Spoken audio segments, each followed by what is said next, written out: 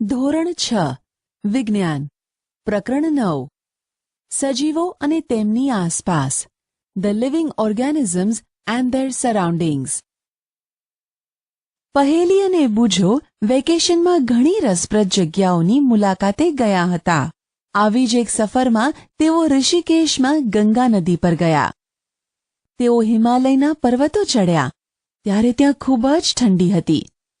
ત્યાં તેમણે પોતાના ઘરની નજીકના મેદાન પ્રદેશ કરતાં અલગ જ પ્રકારના વૃક્ષો જોયા, જેવા કે ઓક, પાઇન અને દેવદાર.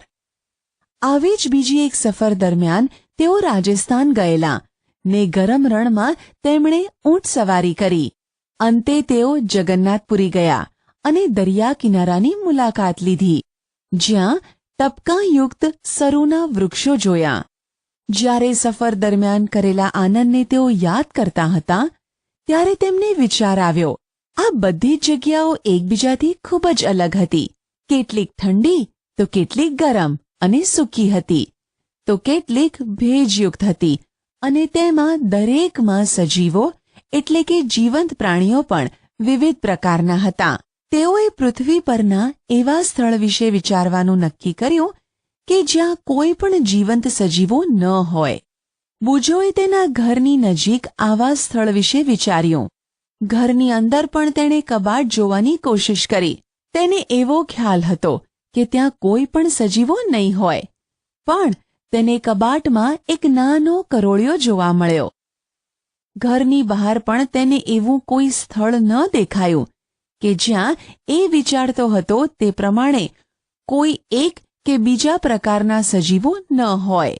પહેલીએ દૂરના સ્થળો વિશે વાંચવાનું અને વિચારવાનું શરૂ કર્યું. તેણે વાંચ્યું કે લોકોની જ્વાળામુખીના મુખમાં પણ સૂક્ષ્મ સજીવો જોવા મળ્યા છે. સજીવો અને તેમની રહેવાની આસપાસની જગ્યા. પહેલી અને બુજોને તેમણે મુલાકાત લીધેલા સ્થળોમાં રહેલા વિવિધ પ્રકારના પ્રાણીઓ વિશે બીજો પણ એક વિચાર આવ્યો. રણમાં ઊંટ હોય છે, જ્યારે પર્વતો પર બકરીઓ અને યાક હોય છે. પુરીમાં બીજા કેટલાક જેમ કે દરિયા કિનારે કરચલા અને માછીમારો દ્વારા પકડવામાં આવતી વિવિધ માછલીઓ અને પછી કીડીઓ જેવા સજીવો પણ હતા, જે આ બધા સ્થળોએ જોવા મળ્યા. એક પ્રદેશમાં જોવા મળતી વનસ્પતિ કરતાં બીજા વિસ્તારમાં જોવા મળતી વનસ્પતિઓ ખૂબ જ અલગ હતી. આ જુદા જુદા વિસ્તારના સ્થળો કેવા હતા? શું તેઓ સમાન હતા?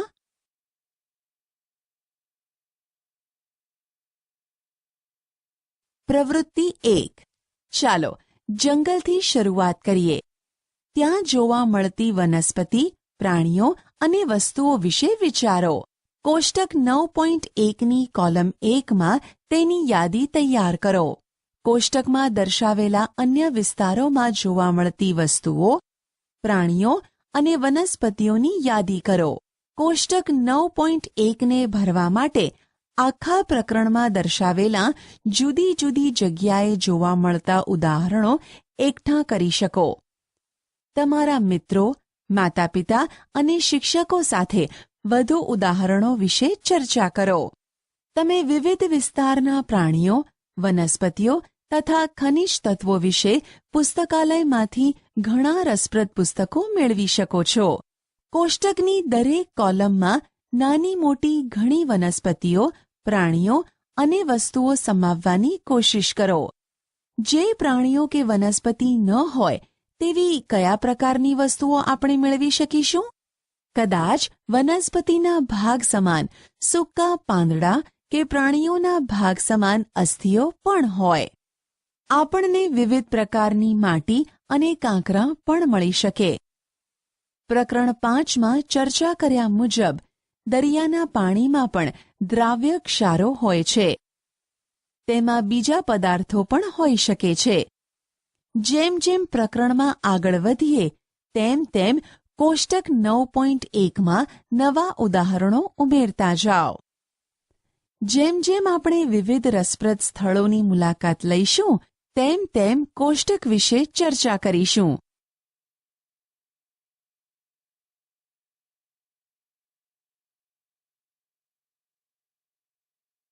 નિવાસ સ્થાન અને અનુકૂલન. પ્રવૃત્તિ 1માં યાદી કરેલા પ્રાણીઓમાં તથા વનસ્પતિમાં તમે શું નોંધ્યું? શું તમે તેમાં વિશાળ વિવિધતા જોઈ? કોષ્ટક 9.1માં તમે રણની કોલમ તથા દરિયાની કોલમમાં શું લખ્યું છે તે જુઓ. શું આ 2 કોલમમાં તમે ખૂબ અલગ પ્રકારના સજીવો નોંધ્યા છે? આ 2 વિસ્તારમાં આસપાસના સ્થળો કેવા હશે? દરિયામાં વનસ્પતિ અને પ્રાણીઓ ક્ષારયુક્ત એટલે કે ખારા પાણીથી ઘેરાયેલા હોય છે. તેમાંના મોટા ભાગના પાણીમાં ઓગાળેલી હવાનો ઉપયોગ કરે છે. રણમાં ખૂબ જ ઓછું પાણી ઉપલબ્ધ હોય છે. રણમાં દિવસના સમયે ખૂબ જ ગરમી અને રાત્રે ખૂબ જ ઠંડી હોય છે. રણમાં રહેતા પ્રાણીઓ અને વનસ્પતિઓ રણની રેતીમાં જીવે છે અને તે જ વિસ્તારમાં શ્વાસોચ્છ્વાસ કરે છે. દરિયો અને રણ બંને ખૂબ જ જુદા વિસ્તારો છે અને આપણને આ બંને વિસ્તારોમાં ખૂબ જ અલગ પ્રાણીઓ જોવા મળે છે, ખરું ને? ચાલો દરિયા અને રણના 2 અલગ જ પ્રકારના પ્રાણીઓ ઊંટ અને માછલી વિશે જોઈએ. ઊંટના શરીરની રચના તેને રણની પરિસ્થિતિમાં ટકી રહેવામાં મદદ કરે છે. ઊંટને લાંબા પગ હોય છે જે તેના શરીરને રણની રેતીની ગરમીથી દૂર રાખે છે. તેઓ ખૂબ જ ઓછી માત્રામાં મૂત્રનો ત્યાગ કરે છે. તેમનો મળ સૂકો હોય છે અને તેઓને પરસેવો થતો નથી. ઊંટ ખૂબ જ ઓછા પ્રમાણમાં મૂત્રનો ત્યાગ કરતા હોવાથી તેઓ પાણી વગર ઘણા દિવસો સુધી જીવી શકે છે. ચાલો વિવિધ પ્રકારની માછલીઓને જોઈએ. તેમાંની કેટલીક આકૃતિ 9.3માં દર્શાવેલી છે. માછલીઓ વિવિધ પ્રકારની હોય છે, પણ તમે એ જોયું કે તે દરેકમાં આકારની બાબતમાં સમાનતા રહેલી છે? અહીં દર્શાવેલી તમામ માછલીઓને પ્રકરણ 8માં ચર્ચા કર્યા મુજબ ધારારેખીય એટલે કે સુરેખિત આકાર હોય છે. પાણીની અંદર હલનચલન કરવામાં આ આકાર મદદરૂપ થાય છે. માછલીના શરીર ઉપર ચીકણા ભીંગડા હોય છે. પ્રકરણ 8માં આપણે જોયું કે માછલીઓને ચપટા મીન પક્ષ અને પૂંછડી હોય છે જે તેમને દિશા બદલવા માટે તથા પાણીમાં સંતુલન રાખવામાં મદદ કરે છે. પાણીમાં ઓગાળેલા ઓક્સિજનનો ઉપયોગ કરવા માટે ચૂઈ એટલે કે ઝાલર મદદરૂપ થાય છે. આપણે જોયું કે માછલીની વિશેષતાઓ તેને પાણીમાં જીવવા માટે અને ઊંટની વિશેષતા તેને રણમાં ટકી રહેવામાં ઉપયોગી થાય છે. પૃથ્વી પર જીવન જીવતા પુષ્કળ વૈવિધ્ય ધરાવતા પ્રાણીઓ અને વનસ્પતિઓમાંથી આપણે ફક્ત 2 પ્રાણીઓ જ ઉદાહરણ તરીકે લીધા છે. આ તમામ વિવિધ પ્રકારના સજીવોમાં આપણને એ જોવા મળે છે કે તે દરેક જે વિસ્તારમાં જોવા મળતા હોય છે ત્યાંનું કોઈક લક્ષણ ધરાવતા હોય છે. આવા ચોક્કસ લક્ષણો કે આદતોની હાજરી કે જેના લીધે તે પ્રાણીઓ કે વનસ્પતિને તેમના વિસ્તારમાં જીવવામાં મદદરૂપ થાય છે તેને અનુકૂલન કહે છે. વિવિધ પ્રાણીઓ પોતાના વિસ્તારને વિવિધ રીતે અનુકૂલિત થયેલા હોય છે. જે વિસ્તારમાં પ્રાણીઓ જીવન જીવતા હોય તેને તેનું નિવાસસ્થાન કહે છે. સજીવો ખોરાક, પાણી, હવા, આશ્રય અને બીજી જરૂરિયાતો માટે નિવાસસ્થાન ઉપર નિર્ભર હોય છે. નિવાસસ્થાન એટલે રહેવાની જગ્યા. વિવિધ પ્રકારની વનસ્પતિ અને પ્રાણીઓ સમાન નિવાસસ્થાનમાં રહેતા હોઈ શકે છે. જમીન ઉપર રહેનારા પ્રાણીઓ અને વનસ્પતિઓને ભૂનિવાસમાં રહેલા છે એમ કહેવાય. ભૂનિવાસના કેટલાક ઉદાહરણોમાં જંગલો, ઘાસના મેદાન, રણ, દરિયાકાંઠો અને પર્વતીય વિસ્તારોનો સમાવેશ થાય છે. બીજી બાજુ વનસ્પતિ અને પ્રાણીઓ કે જે પાણીમાં જીવન જીવે છે તેને જલીય નિવાસસ્થાન કહે છે. તળાવ, કળનળ, દલદલ, સરોવર, નદી અને સમુદ્ર એ જલીય નિવાસસ્થાનના ઉદાહરણો છે. દુનિયાના જુદા જુદા ભાગોમાં આવેલા જંગલો, ઘાસના મેદાન, રણ, દરિયાકાંઠાના વિસ્તાર તથા પર્વતોમાં પુષ્કળ વિવિધતા રહેલી હોય છે. જલીય નિવાસસ્થાન માટે પણ આ બાબત સાચી છે. અમુક એવા ફેરફારો છે કે જે સજીવોમાં તેની આસપાસના વિસ્તારમાં થતા બદલાવને અનુકૂળ થવા માટે થોડાક સમય માટે થતાં જોવા મળે છે. ઉદાહરણ તરીકે, જો આપણે મેદાની વિસ્તારમાં રહેતા હોઈએ અને અચાનક જ ઊંચા પર્વતીય પ્રદેશમાં રહેવા જઈએ તો થોડા દિવસ માટે શ્વાસ લેવામાં તથા શારીરિક કસરતો કરવામાં તકલીફ પડી શકે છે. જ્યારે ઊંચા પર્વતો પર હોઈએ ત્યારે આપણે ઝડપથી શ્વાસ લેવા પડે છે. થોડા દિવસ પછી ઊંચા પર્વતોની બદલાયેલી પરિસ્થિતિ મુજબ આપણું શરીર ગોઠવાઈ જાય છે. એવો ફેરફાર જે કોઈ ચોક્કસ સજીવના શરીરમાં ટૂંકા સમયગાળા માટે આસપાસના વિસ્તારમાં થયેલા બદલાવને લીધે ઉત્પન્ન થયેલી મુશ્કેલીને નિભાવવા માટે થતો હોય તેને પરિસ્થિતિકીય અનુકૂલન એક્લેમેટાઇઝેશન કહે છે. હજારો વર્ષો પછી થતાં અનુકૂલન કરતાં આ ફેરફારો જુદા હોય છે. નિવાસસ્થાનમાં રહેતી વનસ્પતિ કે પ્રાણીઓ એ તેના જૈવિક ઘટકો છે. નિવાસસ્થાનમાં જોવા મળતી નિર્જીવ વસ્તુઓ જેવી કે ખડકો, ભૂમિ, હવા અને પાણી ત્યાંના અજૈવિક ઘટકો છે. સૂર્યપ્રકાશ અને ગરમીનો પણ નિવાસસ્થાનના અજૈવિક ઘટકમાં સમાવેશ થાય છે. આપણે જાણીએ છીએ કે અમુક વનસ્પતિઓ બીજમાંથી ઉગે છે.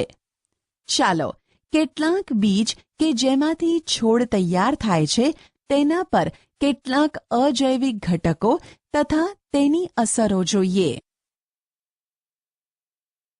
પ્રવૃત્તિ 2. પ્રકરણ 1માં કરેલી પ્રવૃત્તિ કે જેમાં આપણે મગ અને ચણાને ફણગાવ્યા હતા તેને યાદ કરો. જ્યારે બીજમાંથી ફણગો ફૂટે છે ત્યારે તે અંકુરિત થાય છે. તે બીજમાંથી નવા છોડની શરૂઆત થાય છે. થોડાક સૂકા મગના બીજ લો. મગની નાની ઢગલીને બાજુએ રાખો અને બાકીના મગને એક દિવસ માટે પાણીમાં ભીંજવો. ભીંજવેલા બીજને 4 ભાગમાં વહેંચો. તેમાંથી એક ભાગને 3 થી 4 દિવસ સુધી પાણીમાં ડુબાડી રાખો. સૂકા બીજને તથા પાણીમાં ડુબાડેલા બીજને ખલેલ ન પહોંચાડો. ભીંજવેલા બીજના એક ભાગને હવા ઉજાસવાળા રૂમમાં તથા બીજા ભાગને સંપૂર્ણ અંધારું ધરાવતા ભાગમાં જેમ કે કબાટમાં રાખો કે જ્યાં જરાય પણ પ્રકાશ અંદર ન આવે. છેલ્લા ભાગને એકદમ ઠંડક ધરાવતી જગ્યાએ જેમ કે રેફ્રિજરેટર કે આજુબાજુ બરફ હોય ત્યાં રાખો. આ ત્રણેય ભાગોને અંકુરિત થવા માટે તેને રોજ ધોઈ અને પાણી નિતારીને મૂકો. થોડા દિવસ પછી તમે શું નોંધ્યું? શું 5 ભાગના બીજ સમાન રીતે અંકુરિત થાય છે? શું આમાંથી કોઈ પણ બીજ ધીમા અંકુરિત થતા હોય કે જરા પણ અંકુરિત ન થયા હોય તેવા છે?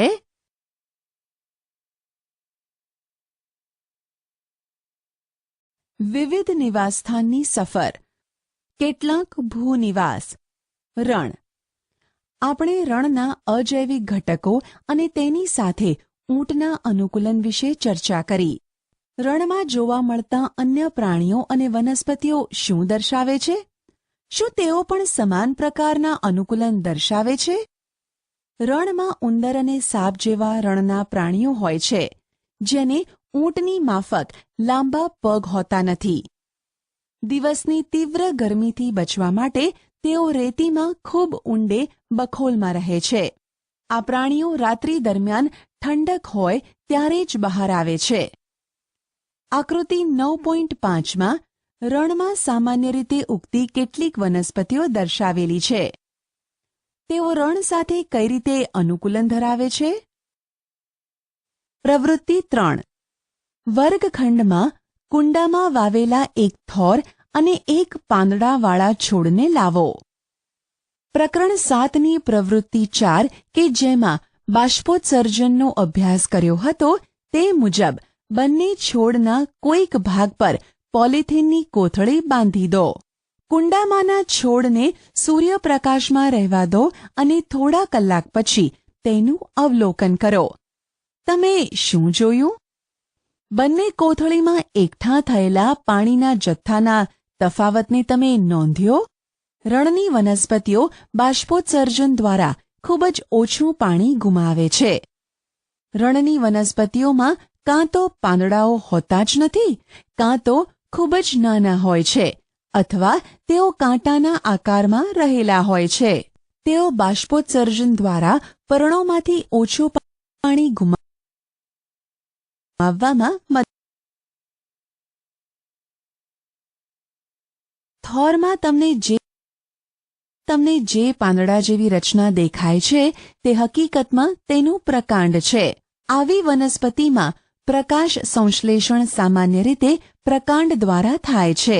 પ્રકાંડ પણ જાડા મીણયુક્ત સ્તરથી આવૃત હોય છે, જે પાણીને જાળવી રાખવામાં મદદ કરે છે. મોટા ભાગની રણની વનસ્પતિના મૂળ પાણીનું શોષણ કરવા માટે જમીનમાં ખૂબ ઊંડે સુધી જાય છે. પર્વતીય વિસ્તાર. આ નિવાસસ્થાનો સામાન્ય રીતે ખૂબ જ ઠંડા અને પવનથી ભરપૂર હોય છે. કેટલાક વિસ્તારોમાં તો શિયાળામાં બરફવર્ષા પણ થાય છે. પર્વતીય વિસ્તારોમાં બહુ મોટી માત્રામાં વિવિધતા ધરાવતી વનસ્પતિઓ અને પ્રાણીઓ હોય છે. શું તમે આકૃતિ 9.6માં દર્શાવ્યા છે તેવા પ્રકારના વૃક્ષો જોયા છે? જો તમે પર્વતીય વિસ્તારમાં રહેતા હોય કે તેવા વિસ્તારની મુલાકાત લીધી હોય તો તમે આ પ્રકારના પુષ્કળ વૃક્ષો જોયા હશે. પણ શું તમે આવા વૃક્ષો કુદરતી રીતે અન્ય વિસ્તારોમાં ઉગતા હોય તેવું નોંધ્યું છે? આ નિવાસસ્થાનમાં પ્રવર્તતી પરિસ્થિતિઓ સાથે આ વૃક્ષોનું અનુકૂલન કઈ રીતે હોય છે? આ વૃક્ષો સામાન્ય રીતે શંકુ આકારના હોય છે તથા ડાળીઓ ઢળતી હોય છે. કેટલાક વૃક્ષોના પાંદડા સોયાકાર હોય છે. તે વરસાદના પાણીને તથા બરફને સરળતાથી નીચે સરકવા દે છે. આનાથી અલગ આકાર ધરાવતા વૃક્ષો પણ પર્વતોમાં જોવા મળે છે. તેઓ પર્વતીય વિસ્તારમાં ટકી રહેવા અલગ પ્રકારનું અનુકૂલન ધરાવતા હોઈ શકે છે. પર્વતીય વિસ્તારોમાં રહેતા પ્રાણીઓ પણ ત્યાંની પરિસ્થિતિ સાથે અનુકૂલન ધરાવતા હોય છે. ઠંડીથી રક્ષણ માટે તેમની ચામડી જાડી અને રૂંવાટી ધરાવે છે. ઉદાહરણ તરીકે પોતાને ગરમ રાખવા માટે યાકને લાંબા વાળ હોય છે. હિમચિત્તા એટલે કે સ્નો લેપર્ડના શરીર, પગ અને પંજા પર ગાઢ રૂંવાટી હોય છે, જે તેને બરફ પર ચાલતી વખતે ઠંડીથી બચાવે છે. પર્વતીય બકરીઓ મજબૂત ખરીઓ એટલે કે હૂવ્સ ધરાવે છે, જેથી ખડકાળ ઢાળ પર દોડી શકાય. પર્વતીય પ્રદેશોમાં જેમ જેમ ઊંચાઈએ જઈએ તેમ તેમ આસપાસના વિસ્તારો બદલાય છે અને વિવિધ ઊંચાઈ પર જુદા જુદા અનુકૂલન જોવા મળે છે. ઘાસના મેદાનો. સિંહ જંગલમાં કે ઘાસના મેદાનમાં રહેતું સશક્ત પ્રાણી છે, જે હરણ જેવા પ્રાણીઓનો શિકાર કરી તેને મારી શકે છે. તે રંગમાં આછા ભૂખરા રંગનો હોય છે. હરણ તથા સિંહના ચિત્રને જુઓ. આ બંને પ્રાણીઓના ચહેરા પર આંખો કઈ રીતે ગોઠવાયેલી છે?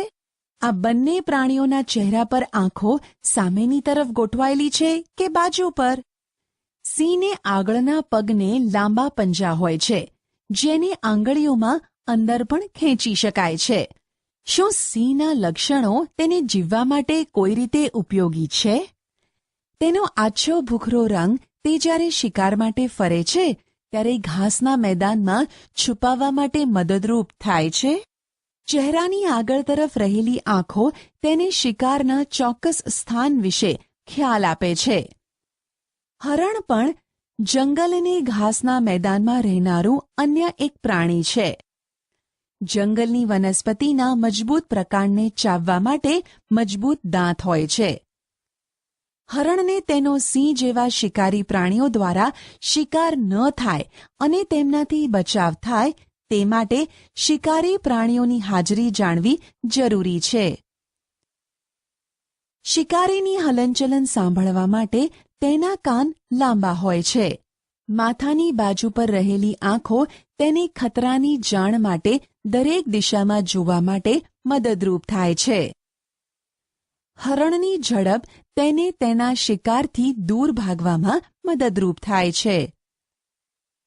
હરણ, સિંહ કે અન્ય પ્રાણી કે વનસ્પતિની આવી બીજી ઘણી રચનાઓ હોય છે જે તેમને નિવાસસ્થાનમાં ટકી રહેવા માટે મદદરૂપ થાય છે. કેટલાક જલીય નિવાસસ્થાનો. સમુદ્રો. માછલી દરિયામાં જીવવા માટે કઈ રીતે અનુકૂલિત છે તે બાબતે આપણે ચર્ચા કરી છે. ઘણા બધા દરિયાઈ જીવો પાણીમાં સરળતાથી હલનચલન કરી શકે તે માટે ધારારેખીય શરીર ધરાવે છે. કેટલાક દરિયાઈ પ્રાણીઓ જેવા કે સ્ક્વિડ એક મૃદુકાય પ્રાણી જે 8 પગ અને 2 સ્પર્શકો ધરાવે છે અને ઓક્ટોપસના શરીર ધારારેખીય હોતા નથી. તેઓ દરિયાના તળિયે રહે છે અને જે શિકાર તેમના તરફ ગતિ કરે છે તેને પકડી લે છે. જો કે જ્યારે તેઓ પાણીમાં હલનચલન કરે ત્યારે તેમના શરીરને ધારારેખીય કરી દે છે. આ પ્રાણીઓમાં પાણીમાં ઓગાળેલો ઓક્સિજન વાપરવા માટે ચૂઈ હોય છે. ડોલ્ફિન અને વ્હેલ જેવા કેટલાક દરિયાઈ જીવોને ચૂઈ હોતી નથી. તેઓ નસકોરાં કે શ્વસન છિદ્રો જે તેમના માથાના ઉપરના ભાગે ગોઠવાયેલા હોય છે તેના દ્વારા હવા અંદર લે છે. તેના વડે તેઓ જ્યારે પાણીની સપાટી નજીક તરતા હોય ત્યારે શ્વાસ દ્વારા હવા અંદર લે છે. તેઓ લાંબા સમય સુધી શ્વાસ લીધા વગર પાણીની અંદર રહી શકે છે. હવા શ્વાસમાં લેવા માટે તેઓ સમયાંતરે સપાટીની બહાર આવે છે. શું તમે ડોલ્ફિનની આ રસપ્રદ પ્રવૃત્તિને ટેલિવિઝનના કાર્યક્રમમાં કે સમુદ્રી જીવન પરની કોઈ ફિલ્મમાં જોઈ છે?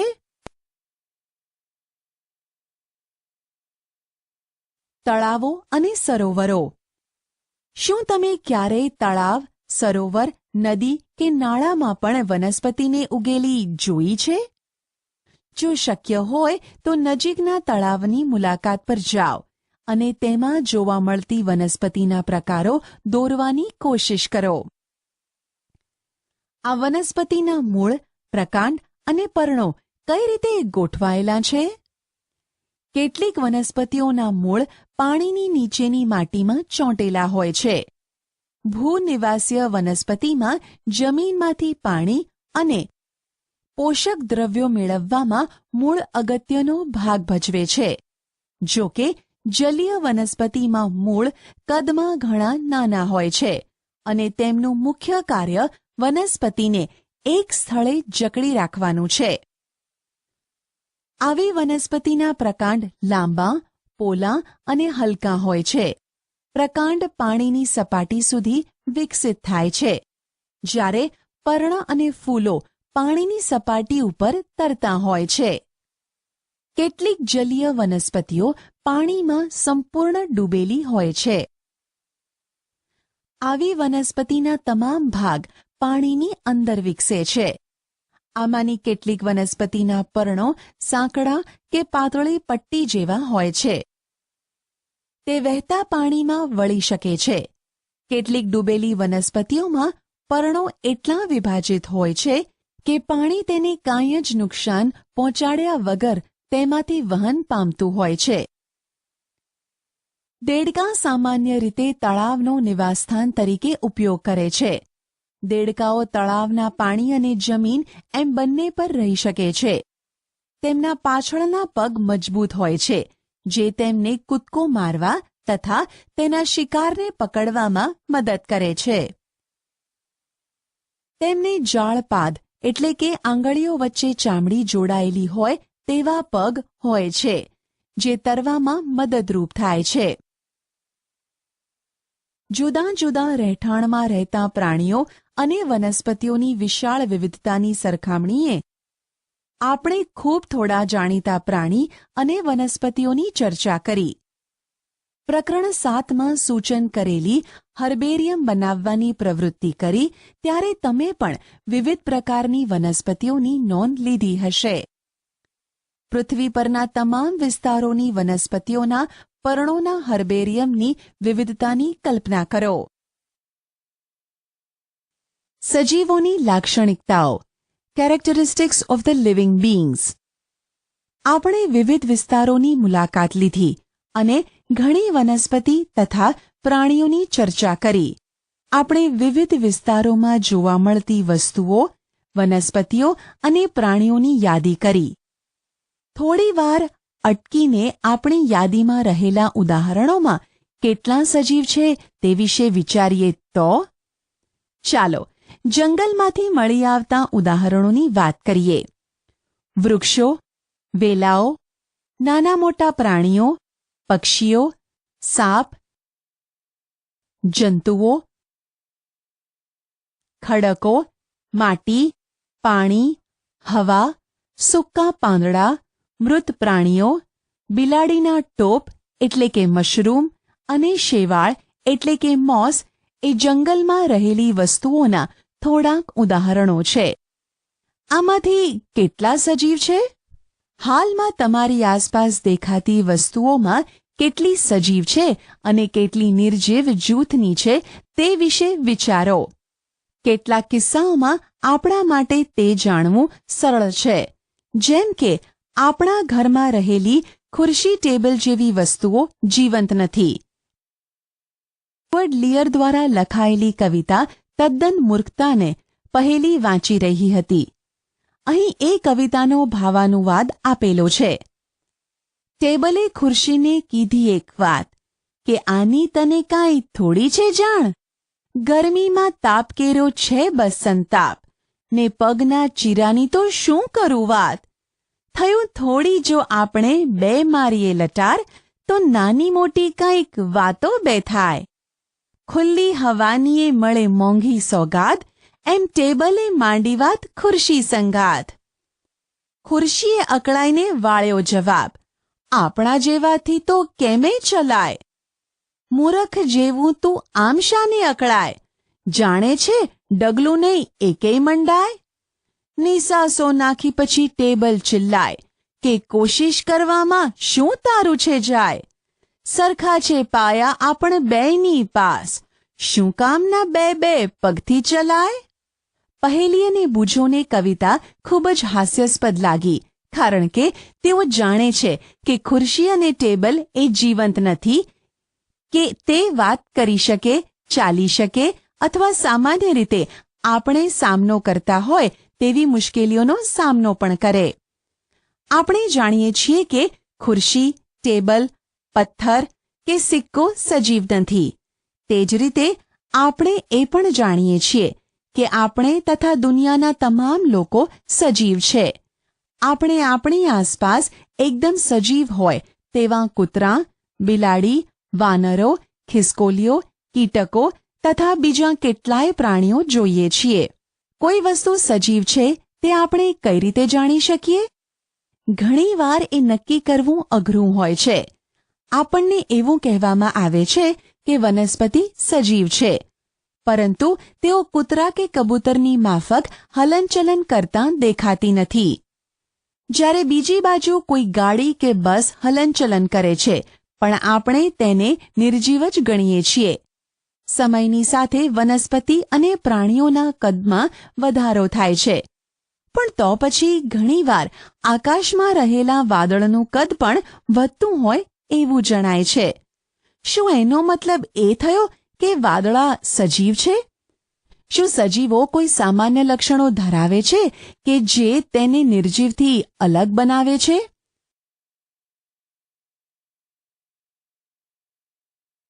તમે પોતે સજીવ હોવાનું એક અદ્ભુત ઉદાહરણ છો. તમારામાં એવું કયું લક્ષણ છે કે જે તમને નિર્જીવથી જુદા તારવે છે?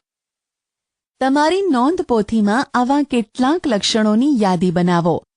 તમારી યાદી જુઓ તથા વનસ્પતિઓ અને પ્રાણીઓમાં પણ જોવા મળતા આ યાદીમાંના લક્ષણોને તેની સાથે સરખાવો. આમાંના કેટલાક લક્ષણો કદાચ બધા જ સજીવોમાં સામાન્ય રીતે જોવા મળે છે. શું બધા જ સજીવોને ખોરાકની જરૂર હોય છે? કે બધા જ સજીવોને ખોરાકની જરૂરિયાત હોય છે અને તે આપણા માટે અને પ્રાણીઓ માટે કેટલું જરૂરી હોય છે? આપણે એ પણ શીખ્યા કે વનસ્પતિ પોતાનો ખોરાક પ્રકાશ સંશ્લેષણની ક્રિયા દ્વારા જાતે જ બનાવે છે. પ્રાણીઓ પોતાના ખોરાક માટે વનસ્પતિ અને પ્રાણીઓ ઉપર નિર્ભર હોય છે. ખોરાક દ્વારા સજીવોને વિકાસ થવા માટેની ઊર્જા મળે છે. સજીવોને આ ઊર્જાની જરૂરિયાત તેમની અંદર ચાલતી જૈવિક ક્રિયાઓ માટે પણ પડે છે. શું બધા જ સજીવો વિકાસ દર્શાવે છે? શું 4 વર્ષ પહેલાં તમારી પાસે જે કપડાં હતા તે તમને હજુ પણ ફિટિંગમાં આવે છે? તમને હવે તે થતા નથી, ખરું ને? આટલા વર્ષોમાં તમે વધુ ઊંચા થઈ ગયા છો. તમે ભલે એ અનુભવતા ન હોવ પણ તમારો વિકાસ દરેક સમયે થતો હોય છે અને થોડા વર્ષોમાં તમે પુખ્ત બની જશો. પ્રાણીઓના બચ્ચા પણ પુખ્ત બને છે. તમે કૂતરાના ગલુડિયાને પુખ્ત થતાં જોયા જ હશે. ઈંડામાંથી નીકળેલું પીલું એટલે કે મરઘીનું બચ્ચું વિકાસ પામી મરઘી કે કૂકડો બને છે. વનસ્પતિનો પણ વિકાસ થાય છે. તમારી આજુબાજુ જુઓ અને ચોક્કસ પ્રકારની વનસ્પતિનું અવલોકન કરો. કેટલીક ખૂબ જ નાની અને બાળછોડ જેવી છે, જ્યારે કેટલીક વિકસિત છે. તેઓ દરેક વિકાસના વિવિધ તબક્કામાં હોઈ શકે છે. એ વનસ્પતિઓને થોડા દિવસ કે અઠવાડિયા બાદ જુઓ. તમે નોંધશો કે તેમાંથી કેટલીક કદમાં વધી ગઈ છે. દરેક સજીવમાં વિકાસ એ એક સામાન્ય બાબત છે. શું તમે વિચારો છો કે નિર્જીવ વસ્તુઓનો વિકાસ થતો નથી? શું દરેક સજીવ શ્વસન કરે છે? શું આપણે શ્વાસ લીધા વગર જીવી શકીએ? જ્યારે આપણે શ્વાસ લઈએ છીએ ત્યારે બહારની હવા શરીરની અંદર દાખલ થાય છે. જ્યારે આપણે શ્વાસ બહાર કાઢીએ છીએ ત્યારે આપણા શરીરની અંદરની હવા બહાર નીકળે છે. શ્વાસોચ્છ્વાસ એ શ્વસન ક્રિયાનો એક ભાગ છે. શ્વસનમાં આપણે શ્વાસમાં લીધેલા હવામાંના થોડાક ઓક્સિજનનો ઉપયોગ આપણું શરીર કરે છે. આ પ્રક્રિયામાં ઉત્પન્ન થયેલો કાર્બન ડાયોક્સાઇડ આપણે બહાર કાઢીએ છીએ.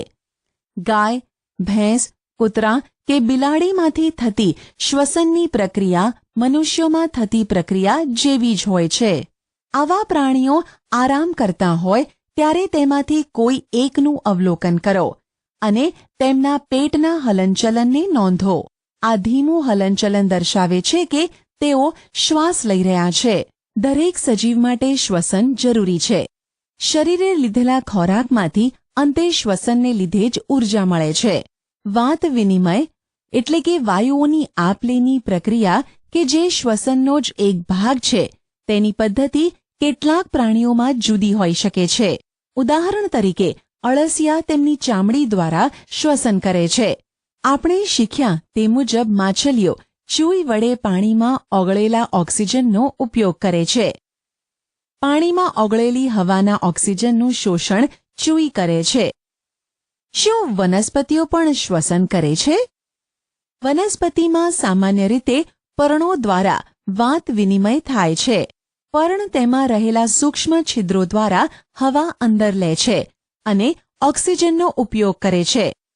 તેઓ હવામાં કાર્બન ડાયોક્સાઇડ બહાર કાઢે છે. આપણે શીખ્યા છીએ કે સૂર્યપ્રકાશની હાજરીમાં વનસ્પતિ હવામાંના કાર્બન ડાયોક્સાઇડનો ઉપયોગ કરીને તેનો ખોરાક બનાવે છે અને ઓક્સિજન બહાર કાઢે છે. વનસ્પતિ તેમનો ખોરાક ફક્ત દિવસના સમયે બનાવે છે, જ્યારે તેમનામાં દિવસ-રાત શ્વસન થાય છે. વનસ્પતિ દ્વારા ખોરાક બનાવવાની પ્રક્રિયા દરમિયાન મુક્ત થતા ઓક્સિજનનું પ્રમાણ શ્વસન ક્રિયામાં વપરાતા ઓક્સિજન કરતાં વધુ હોય છે. શું દરેક સજીવ ઉત્તેજનાને પ્રતિચાર આપે છે? તમે ખુલ્લા પગે ચાલતા હોવ ત્યારે પગમાં તીક્ષ્ણ કાંટો ભોંકાય ત્યારે તમે કઈ રીતે પ્રતિભાવ આપો છો? જ્યારે તમે તમારી પસંદગીની કોઈ વાનગી જુઓ કે તેના વિશે વિચારો છો ત્યારે તમને કેવો અનુભવ થાય છે? તમે અચાનક અંધારી જગ્યામાંથી તીવ્ર સૂર્યપ્રકાશવાળા સ્થળે જાઓ છો તો શું થશે? હકીકતમાં આસપાસના તેજસ્વી પ્રકાશ સાથે અનુકૂળ ના થાય ત્યાં સુધી તમારી આંખો આપમેળે તે જ ઘડીએ બંધ થઈ જાય છે. તમારી પસંદગીની વાનગી, તીવ્ર પ્રકાશ અને કાંટો એ આમ તો આસપાસના વાતાવરણમાં બદલાવના ઉદાહરણો છે. આપણે બધા જ આવા બદલાવને તાત્કાલિક પ્રતિચાર આપીએ છીએ. આપણી આસપાસના એવા બદલાવ જે આપણને તેમના તરફ પ્રતિચાર આપવા પ્રેરે છે તેને ઉત્તેજના કહે છે. શું બીજા પ્રાણીઓ પણ ઉત્તેજનાનો પ્રતિચાર આપે છે? જ્યારે પ્રાણીઓને ખોરાક આપવામાં આવે ત્યારે તેમના વર્તનનું અવલોકન કરો. શું ખોરાકને જોતાં જ તેમને અચાનક જ કાર્યશીલ થતા તમે જોયા છે? જ્યારે તમે કોઈ પક્ષી તરફ જાઓ છો ત્યારે તે શું કરે છે? જ્યારે તેજસ્વી પ્રકાશને જંગલી પ્રાણીઓ પર ફેંકવામાં આવે છે ત્યારે તેઓ દૂર ભાગી જાય છે. તેવી જ રીતે જો રસોડાની લાઇટને રાત્રિ દરમિયાન ચાલુ કરવામાં આવે તો વંદાઓ તેમની છુપાવાની જગ્યાઓ તરફ ભાગવાનું શરૂ કરી દે છે. શું તમે પ્રાણીઓની ઉત્તેજના અંગે પ્રતિચાર આપવાના અન્ય કેટલાક ઉદાહરણો આપી શકશો? શું વનસ્પતિ પણ ઉત્તેજનાને પ્રતિચાર આપે છે? કેટલીક વનસ્પતિના પુષ્પ માત્ર રાત્રે જ ખીલે છે. કેટલીક વનસ્પતિમાં સૂર્યાસ્ત થતાં પુષ્પ બંધ થઈ જાય છે. લજામણી જેવી કેટલીક વનસ્પતિના પર્ણને કોઈ અડકે ત્યારે પર્ણ બંધ થઈ જાય છે.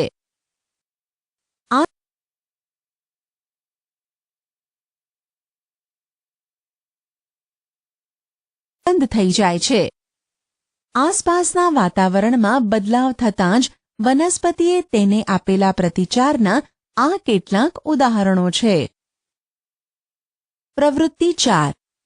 દિવસ દરમિયાન બારીમાંથી થોડીવાર માટે સૂર્યપ્રકાશ દાખલ થતો હોય તેવા રૂમમાં બારીથી થોડો દૂર એક કુંડાવાળો છોડ મૂકો. તે છોડને થોડા દિવસ નિયમિત પાણી આપો. શું ખુલ્લામાં ઉગતા છોડની માફક આ છોડ પણ ટટ્ટાર જ ઉગે છે? જો તે ટટ્ટાર ઉગતો ન હોય તો તે જે દિશામાં વળ્યો હોય તે નોંધો. શું તમને લાગે છે કે આ બાબત કોઈ ઉત્તેજનાના પ્રતિભાવને લીધે થઈ હશે?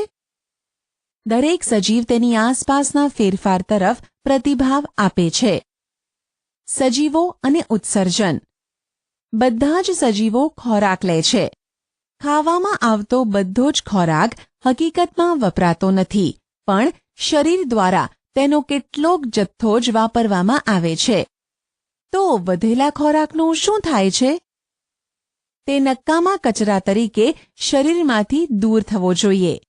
બીજી કેટલીક જૈવિક પ્રક્રિયાઓ દરમિયાન પણ આપણું શરીર કચરો ઉત્પન્ન કરે છે. સજીવો દ્વારા કચરાનો ત્યાગ કરવાની આ પ્રક્રિયા ઉત્સર્જન તરીકે ઓળખાય છે. શું વનસ્પતિ પણ ઉત્સર્જન કરે છે? હા, તેઓ પણ ઉત્સર્જન કરે છે.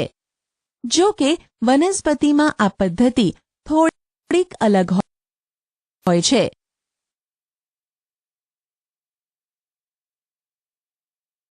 વનસ્પતિમાં પણ કેટલાક નુકસાનકારક અને ઝેરી દ્રવ્યો કચરા તરીકે ઉત્પન્ન થાય છે.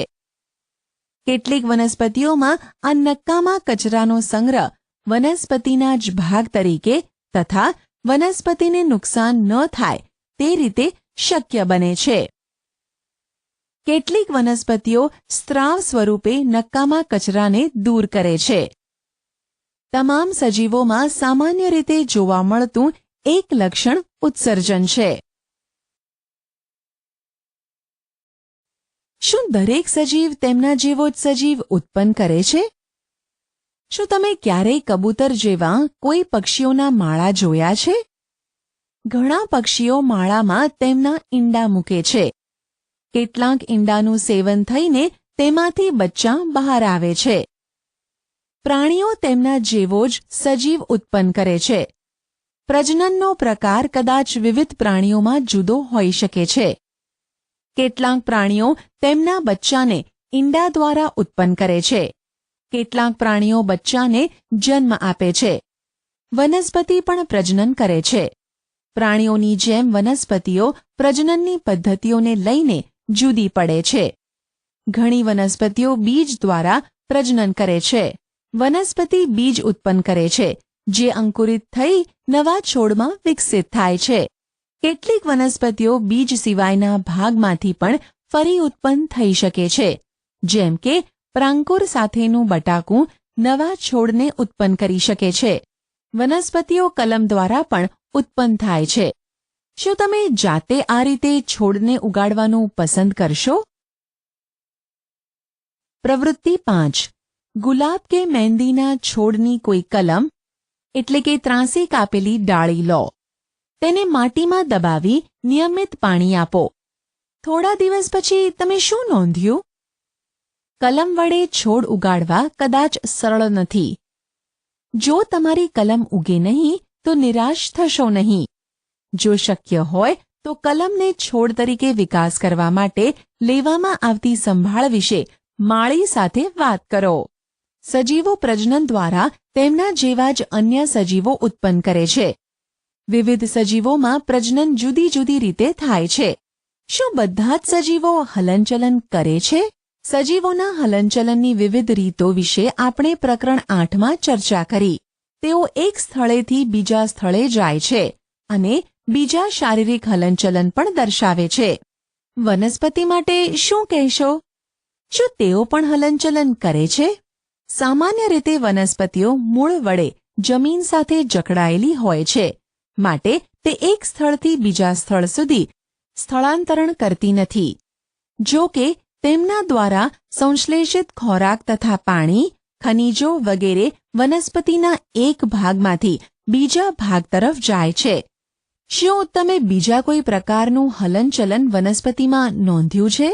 પુષ્પનું ખીલવું અને બંધ થવું? તમને યાદ છે ને કે કઈ રીતે અમુક વનસ્પતિઓ ઉત્તેજનાને પ્રતિભાવ આપે છે? જો કે આપણી પાસે હલનચલન કરતી હોય તેવી નિર્જીવ વસ્તુઓ પણ છે. બસ, ગાડી, કાગળના નાના ટુકડા, વાદળ વગેરે. શું આ હલનચલનમાં સજીવોના હલનચલન કરતાં કંઈ ફેરફાર છે? સજીવોમાં પુષ્કળ વિવિધતાઓ છે, પરંતુ આપણે ચર્ચા કરી તે મુજબ તેમાંના દરેક કેટલાક સમાન લક્ષણો ધરાવે છે. સજીવો મૃત્યુ પામે છે, એ પણ તેમનું એક લક્ષણ છે. સજીવો મૃત્યુ પામતા હોવાથી પોતાના જેવા જ સજીવોની ઉત્પત્તિ દ્વારા તેઓ પોતાની જાતિને હજારો વર્ષો સુધી ટકાવી રાખી શકે છે. કોઈ એક સજીવ ક્યારેક અન્ય કોઈ જ સજીવ ઉત્પન્ન કર્યા વગર પણ મૃત્યુ પામી શકે છે, પરંતુ પ્રજનન થાય તો જ તે પ્રકારના સજીવોનું અસ્તિત્વ ટકી શકે છે. આપણે જોયું કે દરેક સજીવોમાં કેટલાક સામાન્ય લક્ષણો હોય છે. તે બધા ખોરાકની જરૂરિયાત, શ્વસન, ઉત્સર્જન, પ્રતિચાર, પ્રજનન, હલનચલન તથા મૃત્યુ દર્શાવે છે. શું આપણે કેટલીક નિર્જીવ વસ્તુઓને પણ ઓળખીએ છીએ કે જે આવા કોઈ લક્ષણો ધરાવતા હોય? ગાડીઓ, સાયકલ, ઘડિયાળો અને નદીનું પાણી સ્થળાંતર કરે છે. ચંદ્ર પણ આકાશમાં હલનચલન કરે છે. આપણી નજરની સામે જ વાદળ આકાશમાં કદમાં મોટું થાય છે. શું આવી વસ્તુઓને સજીવ કહેવાશે? આપણે જાતને જ પૂછીએ કે શું આ બધા પદાર્થો સજીવોની બીજી બધી ખાસિયતો ધરાવે છે?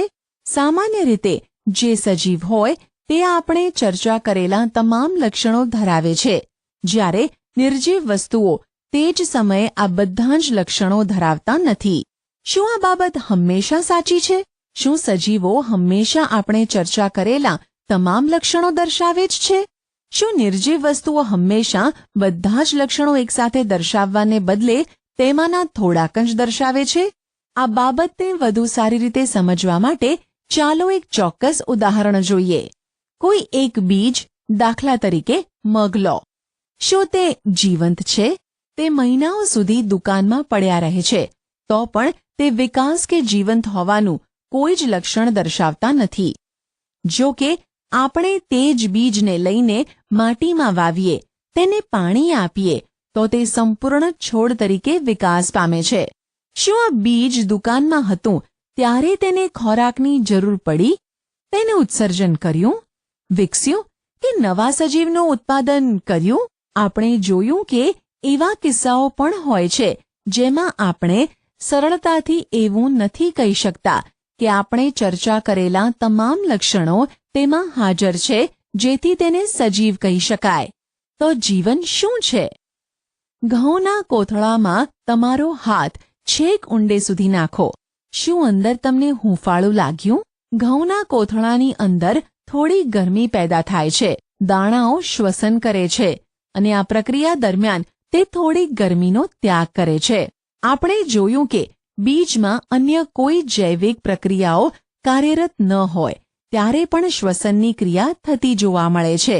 આપણા પ્રશ્ન તો પછી જીવન શું છે તેનો જવાબ આપવો સરળ નથી. જો કે આપણી આસપાસના તમામ વિવિધતાસભર સજીવોને જોતા તેવું તારણ કાઢી શકાય કે જીવન સુંદર છે.